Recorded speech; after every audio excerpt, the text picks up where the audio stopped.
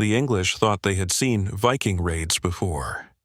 They had watched in horror as monasteries burned, as warriors from the frozen north slaughtered and plundered their way through villages. But in the year 866, the Northmen came not as raiders, but as conquerors.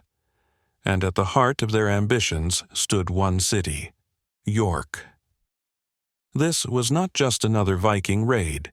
This was the beginning of something far more terrifying, the invasion of the Great Heathen Army. Led by fearsome warlords Ivar the Boneless, Ubba Ragnarsson, and Halfdan, this was an army with a mission, to take the heart of England by force, and their first target, the jewel of the north, Eoforwic, known today as York. For years, the Anglo-Saxon kingdoms had been divided, constantly at war with one another. The Vikings saw this weakness and exploited it. Northumbria, once mighty, was now caught in a bitter civil war between two rival kings, Aelle and Osberht. They were too busy fighting each other to notice the storm coming their way. On a cold November morning, the Great Heathen Army arrived at the gates of York. The city's defenders, unprepared and overwhelmed, stood no chance. The Vikings struck like thunder, smashing through wooden walls, cutting down soldiers with axes and swords. Within days, York had fallen, but the true battle had yet to come. Humiliated and enraged, Kings Aelle and Osberht put aside their differences and raised an army to take back their city. In March of 867, they marched on York, determined to drive the Vikings out. What they didn't know was that the Northmen were waiting for them.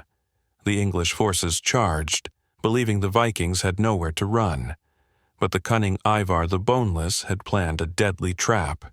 He lured them into the narrow streets of York, where the bulk of their army became bottlenecked. And then, like wolves upon trapped prey, the Vikings struck. It was a massacre. The Anglo-Saxon army collapsed. Osberht was killed in the chaos, while Aelle, the man who had once executed Ragnar Lothbrok by throwing him into a pit of vipers, was captured alive. And what the Vikings did next would be whispered in fear for centuries.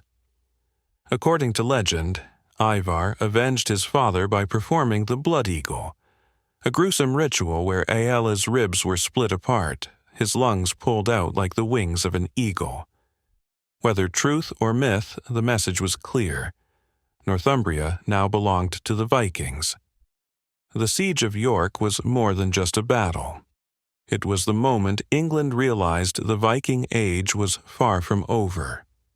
York became a Viking stronghold, the heart of the Danelaw, and the Great Heathen Army would go on to change the course of history forever. The Northmen had come, and they were here to stay.